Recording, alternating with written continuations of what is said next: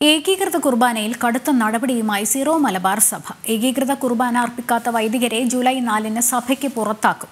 July 3-നകം വൈദികരും വൈദിക വിദ്യാർത്ഥികളും സത്യവാങ്മൂലം നൽകണമെന്നും നിർദ്ദേശമുണ്ട്. വിവരങ്ങളുമായി ബീന റാണി ചേരുന്നു. ബീന, കുറെ കാലമായി തുടങ്ങിയ തർക്കമാണ്. എന്തായാലും ഇനിയൊരു കടുത്ത നടപടിയിലേക്ക് നീങ്ങുന്ന സാഹചര്യം സഭ ജൂലൈ ആദ്യ വാരത്തോടെ ഇതുമായി ബന്ധപ്പെട്ട കടുത്ത നടപടികൾ, ഇത് അംഗീകരിക്കാത്ത വൈദികരും വൈദിക വിദ്യാർത്ഥികളും പുറത്താകുമെന്നുള്ളതാണ്. എങ്ങനെ നോക്കിക്കാണാം? ലക്ഷ്മി, എറണാകുളം അങ്കമാലി അതിരൂപതയിലെ ഏകീകൃത കുർബാനയുമായി ബന്ധപ്പെട്ട തർക്കം നിലനിൽക്കുന്നതിനിടയിലാണ് ഇപ്പോൾ major archbishop Mar Raphael തട്ടിലിന്റേതായ ഒരു സർക്കുലർ പുറത്തു വന്നിട്ടുള്ളത്. ഇതിൽ വിമതർക്കെതിരെ കടുത്ത നടപടി ഉണ്ടാകുമെന്നാണ് സർക്കുലർ വ്യക്തമാക്കുന്നത്. അതായത് ജൂലൈ 3-ന് ശേഷം ഏകീകൃത കുർബാന അർപ്പിക്കാത്ത വൈദികർ സഭയ്ക്ക് പുറത്തായിരിക്കും. നടപടി നേരിടുന്ന വൈദികർക്ക് വിവാഹം പോലുള്ള കർമ്മങ്ങൾക്ക് കാർമ്മികത്വം വഹിക്കാൻ അധികാരമില്ല. അത്തരത്തിൽ നടത്തുന്ന വിവാഹം അസാധുവായിരിക്കുമെന്നും സർക്കുലറിൽ പറയുന്നുണ്ട്. ഇത് നേരത്തെ ഇതുമായി ബന്ധപ്പെട്ട് major arch bishop Raphael Thattil വത്തിക്കാനിലെത്തി മാർപ്പാപ്പയുമായി ചർച്ച നടത്തിയിരുന്നു. ഇതിന്റെ ഒരു പശ്ചാത്തലത്തിൽ കൂടിയാണ് ഇത്തരത്തിലൊരു സർക്കുലർ പുറപ്പെടുവിച്ചിരിക്കുന്നതെന്ന് വേണം മനസ്സിലാക്കാൻ. എന്തായാലും സഭാ സംവിധാനത്തെ വെല്ലുവിളിച്ചുകൊണ്ട് കത്തോലിക്ക സഭയിൽ തുടരാൻ ആരെയും അനുവദിക്കില്ല എന്ന് അസന്നിഗ്ധമായി പ്രഖ്യാപിച്ചുകൊണ്ടാണ് ബിഷപ്പിന്റെ സർക്കുലർ പുറത്തിറങ്ങിയിട്ടുള്ള. മാർപ്പാപ്പയുടെ നിർദ്ദേശപ്രകാരം തന്നെയാണ് ഇത്തരത്തിൽ വിമതർക്കെതിരെ സഭാ നേതൃത്വം നടപടി സ്വീകരിക്കുന്നത്. ഇതുമായി ബന്ധപ്പെട്ട ഒരു കർമ്മ പദ്ധതിയൊക്കെ ഈ പറയുന്നതനുസരിച്ച് വത്തിക്കാന് സമർപ്പിച്ചിരുന്നു. അവിടെ നിന്ന് ലഭിച്ച നിർദ്ദേശത്തിൽ കൂടിയായിരിക്കുമല്ലോ അല്ലേ ഇനി അങ്ങോട്ട് അച്ചടക്ക നടപടി മാത്രമാണ് എടുക്കുക എന്നുള്ളൊരു തീരുമാനത്തിലേക്ക് സഭ എത്തിയത്? തീർച്ചയായും ഇതുമായി ബന്ധപ്പെട്ട കൊച്ചിയിൽ നിന്ന് പോയ മേജർ ആർച്ച് ബിഷപ്പ് റാഫേൽ തട്ടിലും ഒപ്പം തന്നെ ഏതാനും ചില വൈദികരും വത്തിക്കാനിലെത്തി മാർപ്പാപ്പയുമായി കൂടിക്കാഴ്ച നടത്തിയിരുന്നു. ആ പശ്ചാത്തലത്തിൽ നേരത്തെ തന്നെ ഇത്തരത്തിൽ നടപടി ഉണ്ടാകുമെന്ന സൂചനയും നൽകിയിരുന്നു. അതിനു പിന്നാലെയാണ് ഇപ്പോൾ ഇത്തരത്തിൽ ഒരു സർക്കുലർ പുറത്തിറക്കിയിരിക്കുന്നത്. ഇത് അതിരൂപതയ്ക്ക് പുറത്തുള്ള വൈദികർ പോലും ഇത്തരത്തിൽ സന്നദ്ധത അറിയിക്കണം. അറിയിച്ചില്ലെങ്കിൽ അവരെ പുറത്താക്കിയതായി കണക്കാക്കണമെന്നും സർക്കുലർ പറയുന്നുണ്ട്. വൈദിക വിദ്യാർത്ഥികളും ഇത്തരത്തിൽ നിലപാട് അറിയിക്കണം. അല്ലെങ്കിൽ അവർക്ക് പട്ടം നൽകുന്ന അടക്കമുള്ള നടപടികളിലേക്ക് കടക്കാനാകില്ല എന്നും സർക്കുലറിൽ പറയുന്നുണ്ട്. അതേസമയം വിമത വിഭാഗം ഇപ്പോഴും ജനാഭിമുഖ കുർബാന എന്ന ഒരു നിലപാടിൽ തന്നെ ഉറച്ചു നിൽക്കുകയാണ്. കാരണം ജൂൺ 14 സിനഡ് ചേരാനിരിക്കുകയാണ്. ആ സിനഡിൽ ആയിരിക്കും ഇത്തരത്തിൽ. ഞാനൊന്ന് ഇടപെടുകയാണ്. ഇപ്പോൾ ജോമോൻ ആരക്കുഴ ചേരുന്നുണ്ട്. സീറോ മലബാർ സഭ അനുകൂല വിഭാഗമാണ് അദ്ദേഹം. ശ്രീ ജോമോൻ ആരക്കുഴ, എന്തായാലും കടുത്ത നടപടിയിലേക്ക് സഭ നീങ്ങുന്ന സാഹചര്യം, വൈദികരും വൈദിക വിദ്യാർത്ഥികളും ഒക്കെ സത്യവാങ്മൂലം നൽകണോ അല്ലെങ്കിൽ അവർ നടത്തുന്ന വിവാഹങ്ങൾക്ക് പോലും സാധ്യതയില്ല എന്നുള്ളതാണ്. ഇത് വിമതർ അംഗീകരിക്കുമോ? എങ്ങനെയായിരിക്കും ഈ സാഹചര്യം?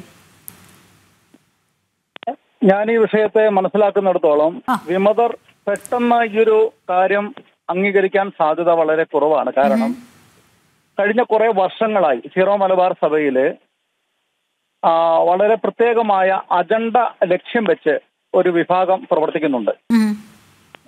അത് സീറോ മലബാർ സഭയുടെ നാശത്തിനാണ് എന്നുള്ളത് അവരുടെ നിരവധി പ്രവർത്തികൾ കൊണ്ട് അവർ തെളിയിച്ചിട്ടുള്ള വസ്തുതയുമാണ്. ഞാൻ ആ കാര്യം നിഷേധിക്കുന്നില്ല. അത് ഒരുവിധം മാധ്യമങ്ങൾക്കും പൊതുസമൂഹത്തിനും ആ കാര്യത്തെക്കുറിച്ച് അവരെല്ലാം വളരെ ബോധമുള്ളവരാണ്. ഇവിടെ ഈ സർക്കുലറുമായി ബന്ധപ്പെട്ട കാര്യങ്ങൾ പറയുകയാണെങ്കിൽ കഴിഞ്ഞ 2-3 വർഷത്തെ കാര്യങ്ങൾ നമ്മളൊന്ന് വിലയിരുത്തിയാൽ ഇതിന് ഒരു പരിസമാപ്തി, ഇതൊരു സഭയുടെ വിശ്വാസികളുടെ അവകാശവുമായി ബന്ധപ്പെട്ട പ്രശ്നമാണ്. അപ്പോ 34 രൂപതകൾ നടപ്പാക്കിയ ഒരു കാര്യം ഒരു രൂപതയിൽ മാത്രം നടപ്പിലാക്കാതെ ഇത് മുന്നോട്ട് പോവുക എന്ന് പറയുന്നത് സീറോ മലബാർ സഭയുടെ മുഴുവൻ ആയിട്ടുള്ള വിശ്വാസികളെ ബാധിക്കുന്ന കാര്യമാണ്. ഒരു രൂപതയിലെ വിശ്വാസികളെ മാത്രമല്ല ഇത് പ്രത്യക്ഷപരമായി ബാധിക്കുന്നത്. എറണാകുളം അങ്കമാലി അതിരൂപതയിൽ 6 ലക്ഷം വിശ്വാസികളാണുള്ളത്. 6 ലക്ഷം വിശ്വാസികളിൽ ഇതിന് എതിര് നിൽക്കുന്ന വിഭാഗം എന്ന് പറയുന്നത് വിരലിൽ ഉണ്ടാവുന്ന മാക്സിമം 500-ൽ താഴെ ആളുകൾ മാത്രമാണ്. അതിൽ 350 വൈദികരുണ്ട്. അവർക്ക് ഈ വിഷയം അംഗീകരിക്കാതെ ഇവർക്ക് പിതാക്കന്മാരുമായിട്ട് നിരവധി ആശയപരമായ പ്രശ്നങ്ങളും വ്യക്തിപരമായിട്ടുള്ള വിദ്വേഷങ്ങളും പിണക്കങ്ങളും കാലാകാലങ്ങളായിട്ടൊക്കെ ഉണ്ടായിട്ടുണ്ടാവാം. അതിന് വിശ്വാസികളെ മറയാക്കി അവർ പ്രതിരോധിക്കുന്നത് അത് എറണാകുളം അങ്കമാലി അതിരൂപതയിൽ നിന്നല്ല, സീറോ മലബാർ സഭയിൽ തന്നെ എല്ലാ വിശ്വാസികളെയും ഇവര് അടച്ച് ആക്ഷേപിക്കുന്നതിനും ഇവർ ക്രിസ്തുവിൽ വിശ്വാസമുണ്ട് എങ്കിൽ ക്രിസ്തുവിനെ പോലും അധിക്ഷേപിക്കുന്നതിന് തുല്യമാണ്. അത് ഇനി അനുവദിക്കില്ല എന്നുള്ളത് മാർപ്പാപ്പ തീരുമാനിച്ചത് കൊണ്ടാണ് സിനഡ് ഇത്തരത്തിൽ ഒരു സർക്കുലർ ഇറക്കാനായിട്ട് അവർ നിർബന്ധിതരായത്. യെസ്. ഈ മാർപ്പാപ്പയുടെ ഓഫീസിൽ നിന്നുള്ള അന്തിമ നിർദ്ദേശപ്രകാരം ഇറക്കിയിരിക്കുന്ന സർക്കുലർ ആണെങ്കിൽ പോലും താങ്കൾ പറഞ്ഞാലാണ് ഈ ഒരു 350ഓളം വൈദികർ എന്നാണല്ലോ എടുത്തു പറഞ്ഞത്. അവരുടെ വ്യക്തിപരമായ പ്രശ്നങ്ങൾ കാരണമാണ് ഒരുപക്ഷെ ഇതിനെ മറയാക്കിക്കൊണ്ട് ഇങ്ങനെ ഒരു മുഖം തിരിച്ചു നിൽക്കുന്നത് എന്നുള്ളത്. അവർ ഇനി ഇത് തിരുത്താൻ തയ്യാറായില്ലെങ്കിൽ സഭയ്ക്ക് പുറത്ത് എന്ന് തന്നെ കണക്കാക്കും. അതാണല്ലേ, ഇനിയിപ്പോൾ ചർച്ചകളൊന്നുമില്ല, അങ്ങനെ തന്നെയാണോ നിലപാട്? ഇത് അൾട്ടിമേറ്റ് കത്തോലിക്ക സഭയിൽ 24 സഭകളിൽ ഒരു സഭ മാത്രമാണ് സീറോ മലബാർ സഭ. ആ സീറോ മലബാർ സഭ സൂയി ജൂറി ചർച്ച ആയതുകൊണ്ട് അതിന് തീരുമാനം എടുക്കേണ്ടതും അത് ഇംപ്ലിമെന്റ് ചെയ്യേണ്ടത് സീറോ മലബാർ സഭയുടെ സിനഡ് നേതൃത്വമാണ്. പക്ഷേ സിനഡ് നേതൃത്വമാണെങ്കിലും കത്തോലിക്ക സഭയുടെ ഭാഗമായതുകൊണ്ട് മാർപ്പാപ്പയാണ് ഇതിന്റെ അൾട്ടിമേറ്റ്. മാർപ്പാപ്പ ഒരു കാര്യം സിനഡിനോട് ആവശ്യപ്പെട്ടാൽ സിനഡ് അത് പരിപൂർണമായിട്ട് ഇംപ്ലിമെന്റ് ചെയ്യാനായിട്ട് അവർ തയ്യാറാകണം. അപ്പോ ഇവിടെ അനുസരിക്കാത്ത വൈദികർ ശീഷ്മയിലാകുമെന്ന് ആരാണ് ആദ്യമേ പറഞ്ഞത്? മാർപ്പാപ്പയാണ്. മാർപ്പാപ്പ ഒരു വീഡിയോ സന്ദേശത്തിലൂടെ പോലും അത് വ്യക്തമായിട്ട് 2023 ഡിസംബർ മാസം 7-ാം തീയതി 7 മിനിറ്റ് വീഡിയോ സന്ദേശത്തിലൂടെ വ്യക്തമായിട്ട് പറഞ്ഞിട്ടുണ്ട്, നിങ്ങളൊരു വിഘടിത വിഭാഗമാകരുത്. അൽമായരോട് സൂചിപ്പിച്ചിട്ടുണ്ട്, ആ വിഘടിത വിഭാഗത്തിനോട് നിങ്ങൾ വിശ്വാസികൾ അവരെ സപ്പോർട്ട് ചെയ്താൽ നിങ്ങളും സഭയിൽ പുറത്തു പോകേണ്ടി വരും. കാരണം അച്ഛന്മാരും സഭയ്ക്ക് പുറത്തു പോകേണ്ടി വരും, അവരെ അനുകൂലിക്കുന്ന വിശ്വാസികളും സഭയ്ക്ക് പുറത്തു പോകേണ്ടി വരും. അപ്പൊ മാർപ്പാപ്പ അന്നേ സൂചിപ്പിച്ച ഒരു കാര്യം അതിനുശേഷം ഏതാണ്ട് 5-6 മാസങ്ങൾക്ക് ശേഷം അത് ഇംപ്ലിമെന്റ് ചെയ്യുന്ന രീതിയിലേക്ക് വരും. കാരണം 6 മാസം കിട്ടിയിട്ടും മാർപ്പാപ്പയുടെ വീഡിയോ സന്ദേശത്തെ അവഗണിക്കുകയും മാർപ്പാപ്പ അന്ന് കുർബാന അർപ്പിച്ച് തുടങ്ങാൻ പറഞ്ഞത് ഒറ്റ കുർബാന ചൊല്ലി മാർപ്പാപ്പയെ ലോകത്തിന്റെ മുൻപിൽ മുഴുവൻ മാർപ്പാപ്പയെ പോലും അവര് നിന്ദിക്കുകയും മാർപ്പാപ്പയുടെ ആഹ്വാനത്തെ തിരസ്കരിക്കുകയും ചെയ്ത ഒരു വിമത വിഭാഗമാണ് ഇന്ന് എറണാകുളം അങ്കമാലി അതിരൂപതയിലുള്ളത്. അപ്പൊ അതിന്റെ പരിസമാപ്തിയിലേക്കാണ് വരുന്നത്. ഇവർ ചെയ്തില്ല എന്നുണ്ടെങ്കിൽ അവർ കത്തോലിക്ക സഭയ്ക്ക് പുറത്ത് തന്നെയാണ്. ഞാൻ മനസ്സിലാക്കുന്നിടത്തോളം ഇതൊരു പ്രശ്നമുണ്ടാക്കി ഇവർ പുറത്തേക്ക് പോകാനുള്ള, ഇവരെ സഭ തന്നെ പുറത്തേക്ക് പോകാനുള്ള ഒരു ശ്രമം ഇതിനകത്തുണ്ടോ എന്നുകൂടി സംശയിക്കേണ്ടിയിരിക്കുന്നു. വളരെയധികം നന്ദി. എന്തായാലും ഈ വിഷയത്തിൽ നിലപാട് വ്യക്തമാക്കിയതിന്, ഇനി അങ്ങോട്ട് എങ്ങനെയായിരിക്കും തീരുമാനങ്ങൾ എന്നുള്ളതിൻ്റെ ഒരു ഏകദേശ രൂപം നൽകിയതിന് വളരെയധികം നന്ദി ശ്രീ ജോമോൻ ആലക്കോട്. ബീന റാണി തുടരുന്നുണ്ട്. ബീന, ഇനി അൽമായ വിഭാഗം ഉൾപ്പെടെ ഈ മാർപ്പാപ്പയുടെ അന്തിമ നിർദ്ദേശം അതിനെ വെല്ലുവിളിച്ചുകൊണ്ട് ഇനി തുടരാനാകില്ല, അങ്ങനെയാണെങ്കിൽ കത്തോലിക്ക സഭയുടെ കൂട്ടായ്മയിൽ നിന്ന് പുറത്ത് അത് തന്നെയാണെന്ന് പറയുന്നു. പക്ഷേ ശ്രീ ജോമോൻ ആലക്കോട് നമ്മളോട് പ്രതികരിച്ച വ്യക്തി പറഞ്ഞത് പക്ഷേ വിമതർ ഇത് അംഗീകരിക്കാൻ എത്രത്തോളം സാധ്യതയുണ്ടെന്നുള്ളതാണ്. ഇനി അപ്പോൾ പ്രശ്നം സങ്കീർണമാകും എന്നുള്ളതാണ്. അന്തിമ തീരുമാനം എടുത്തിട്ടുണ്ട് സഭയെങ്കിൽ പോലും.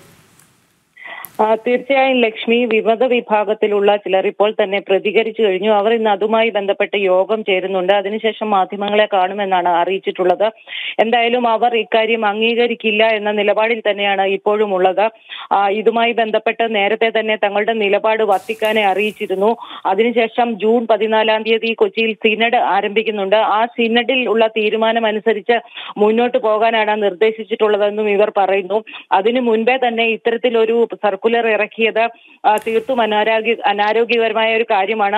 ഞാൻ ഒന്നുകൂടി ഇടപെടുകയാണ്. ഇപ്പോൾ വിമത വിഭാഗത്തിൽ ഒരു വ്യക്തി തന്നെ നമ്മളോട് പ്രതികരിക്കാനുണ്ട്. ശ്രീ റിജു കാഞ്ഞുകാരൻ, ഇപ്പോൾ ഈ സഭ എടുത്ത ഒരു പക്ഷേ അവസാന തീരുമാനം എന്നുള്ള നിലയ്ക്ക് കടുത്ത നടപടിയിലേക്ക് നീങ്ങും ജൂലൈ ആദ്യം വരെ എന്നുള്ളതാണ്.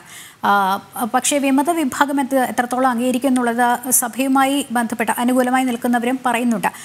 നിങ്ങളുടെ നിലപാട് ഈ വിഷയത്തിൽ എങ്ങനെയാണ്? ഇത് അംഗീകരിക്കാൻ സാധിക്കില്ല എന്നൊരു നിലപാടിലേക്കാണെങ്കിൽ അത് എന്തൊക്കെ കാരണങ്ങളാണ് അതിന്?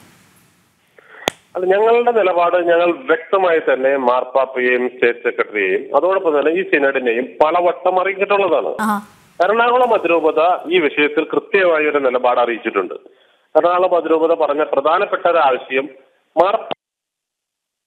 അതായത് തക്സ എന്ന് പറയുന്ന സാധനം, പുതിയ കുർബാന ക്രമം, അത് തന്നെയാണ് എറണാകുളം അങ്കമാലി അതിരൂപതയിൽ ഫോളോ ചെയ്യുന്നത്. അത് അംഗീകരിച്ച് തിരിച്ചു വന്നതിന് ശേഷം ഇവർ സിനഡിലെ ഒരു അനുസരിച്ച് 7ാമത്തെ പൊതു നിർദ്ദേശമായി വൈദികൻ തിരിഞ്ഞു നിൽക്കണമെന്ന് പറയുന്ന ഭാഗമാണ് ഞങ്ങൾ അംഗീകരിക്കാത്തത്. അത് മാർപ്പാപ്പ അംഗീകരിച്ച ടെക്സ്റ്റിലുള്ളതല്ല. ഇതിനെക്കുറിച്ച് പലവട്ടം പല വേദികളിൽ സിനഡിനോടും പൊന്തിഫിക്കൽ ഡെലിഗേറ്റിനോടും മാർപ്പാപ്പയോടും എല്ലാവരോടും നമ്മൾ ഈ വിഷയം ഉന്നയിച്ചിട്ടുണ്ട്. അവരൊക്കെ ഇത് ആദ്യമായി അറിഞ്ഞതാണെന്ന മട്ടിലാണ് നമ്മളോട് പ്രതികരിച്ചിട്ടുള്ളത്. അതിനൊരു മറുപടി ഇതുവരെ ലഭിച്ചിട്ടില്ല. അതോടൊപ്പം തന്നെ വത്തിക്കാനിൽ മാർപ്പാപ്പയെ കണ്ട ശേഷം ഞങ്ങളുടെ 4 പ്രതിനിധികൾ മാർപ്പാപ്പയെ കണ്ടിരുന്നു, 2 മെത്രാന്മാർ കണ്ടിരുന്നു. അവരോട് മാർപ്പാപ്പയും സ്റ്റേറ്റ് സെക്രട്ടറിയും പറഞ്ഞത് എറണാകുളത്തിലൂടെ സ്വീകാര്യമായ ഒരു പൊതു ചർച്ചയിലൂടെ എറണാകുളത്തോട് സ്വീകാര്യമായ ഒരു തീരുമാനം സിനഡ് എടുക്കണമെന്നാണ്. സിനഡ് എടുക്കേണ്ട തീരുമാനം 2 വ്യക്തികൾ ഒപ്പിട്ട് സിനഡിന് മുമ്പ്, സിനഡ് ജൂൺ 14 വിളിച്ചിട്ടുണ്ട്, സിനഡിന് മുമ്പ് പുറത്തിറക്കിയാൽ ഈ സർക്കുലർ തന്നെ ഇൻവാലിഡ് ആണ്, അതായത് ഇത് നിയമവിരുദ്ധമാണ് എന്നുള്ള നിലപാടാണ് എറണാകുളം വിശ്വാസ സമൂഹത്തിൽ. അതുകൊണ്ട് തന്നെ അതിനെ പൂർണ്ണമായി തള്ളിക്കളയാനാണ് ഞങ്ങളുടെ തീരുമാനം.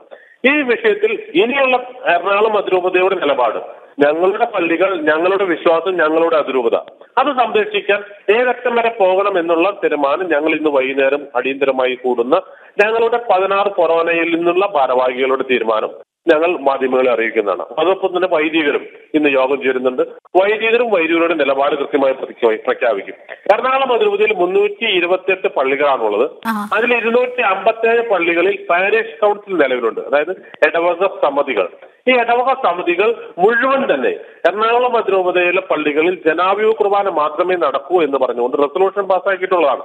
ഇവിടുത്തെ സംഘടനകളും ഇതേ റെസൊല്യൂഷൻ പാസ്സാക്കിയിട്ടുണ്ട്. എന്നാൽ സിനഡ് കുർബാന വേണമെന്ന് പറഞ്ഞുകൊണ്ട് എറണാകുളം അതിരൂപതയിലെ ഒരു പള്ളി പോലും റെസൊല്യൂഷൻ പാസ്സാക്കുകയോ അതിനുവേണ്ടി ഒരു നടപടിക്കുമായി മുന്നോട്ട് പോവുകയോ ചെയ്തിട്ടില്ല. ഇവിടെ മറ്റു രൂപതകളിൽ നിന്ന് വന്ന് താമസിക്കുന്ന 1 or 2 വ്യക്തികൾ ചില ഇടവകളിൽ വിഷയങ്ങൾ ഉണ്ടാക്കുന്നത് ഒഴിച്ച് ഈ എറണാകുളം അതിരൂപതയിലെ 99% വിശ്വാസികളും 98% വൈദികരും ഒരേ നിലപാടുമായി മുന്നോട്ട് പോകുന്നതാണ്. ഈ കുർബാന എന്ന് പറയുന്ന വിഷയം വിശ്വാസികൾക്ക് കൂടി വേണ്ടിയിട്ടാണ്. അത് വൈദികന് വേണ്ടി മാത്രമുള്ളതോ 1 or 2 മെത്രാന്മാർ.